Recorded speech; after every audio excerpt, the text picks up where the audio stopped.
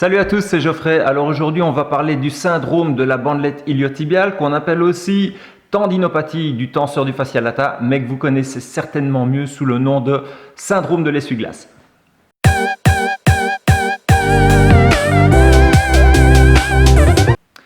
Alors le syndrome de l'essuie-glace, elle était un peu facile celle-là. C'est une pathologie qui est susceptible d'atteindre beaucoup de monde et en particulier les sportifs, et elle vise particulièrement les sports qui combinent endurance et mouvement cyclique.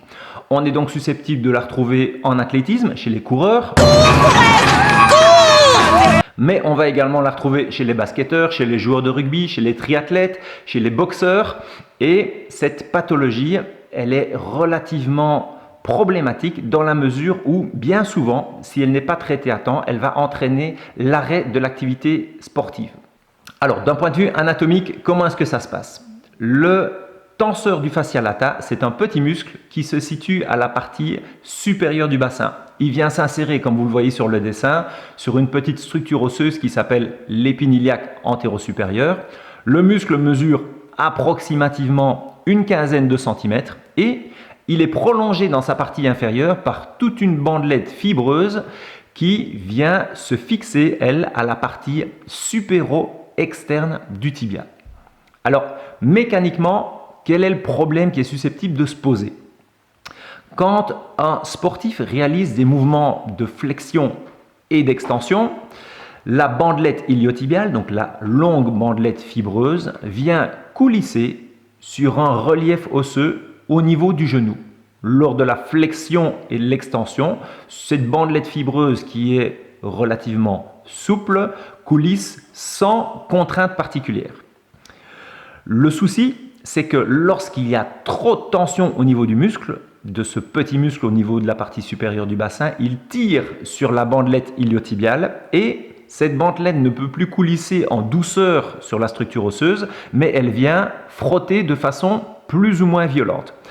Vous comprenez bien que lorsqu'il y a répétition de ce mouvement, chez un athlète qui fait de la course à pied, chez un athlète qui fait du cyclisme, par exemple, les frottements importants et répétitifs vont finir par provoquer de l'inflammation au niveau de cette bandelette et ça va créer la tendinopathie du tenseur du fascia lata.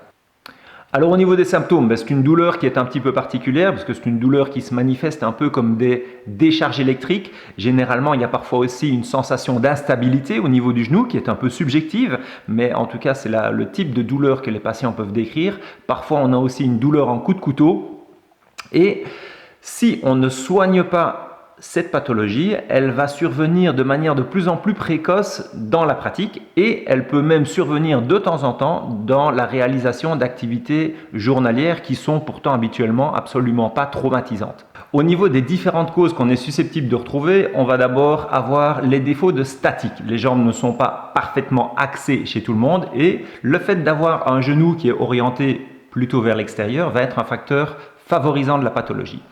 Autre problème qui est susceptible de survenir, c'est les défauts de matériel. Si vous courez avec des chaussures inadaptées ou des chaussures qui sont usées, ça aussi, ça peut favoriser le problème. Encore une autre possibilité, c'est tout simplement des dysfonctions ostéopathiques. Si vous avez des raideurs au niveau du bassin, si vous avez des raideurs au niveau du genou, là aussi, c'est un facteur favorisant.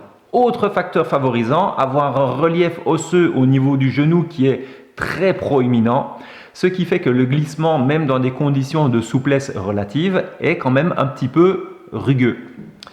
Voilà l'ensemble des causes qu'on est susceptible de retrouver et il faudra déterminer la cause précise de votre problème afin de pouvoir proposer un traitement qui est spécifique.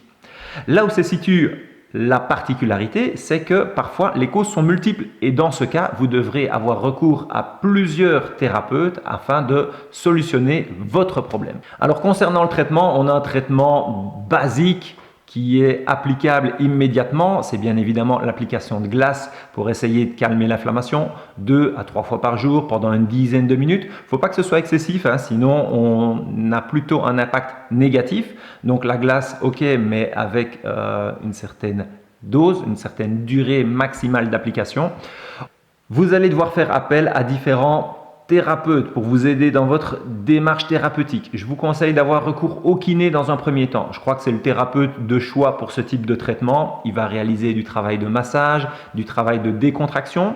Vous allez pouvoir réaliser, en plus des séances kiné, du travail d'étirement. Votre kiné va vous montrer exactement dans quelle position vous devez vous mettre pour étirer ce muscle.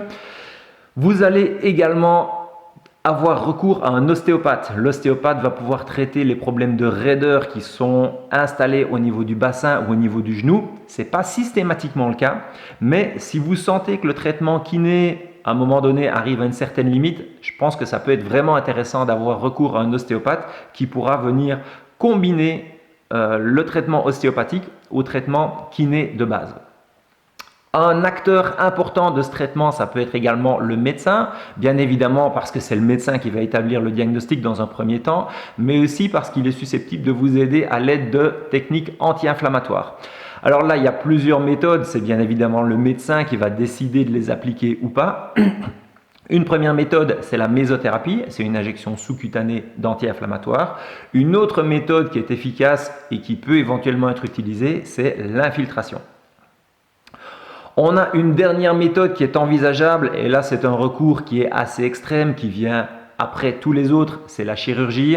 Parfois le relief osseux sur lequel la bandelette vient coulisser est un peu trop volumineux et le chirurgien dispose de plusieurs techniques afin de diminuer le volume de ce relief osseux ou éventuellement de contourner avec la bandelette iliotibiale ce relief qui pose problème.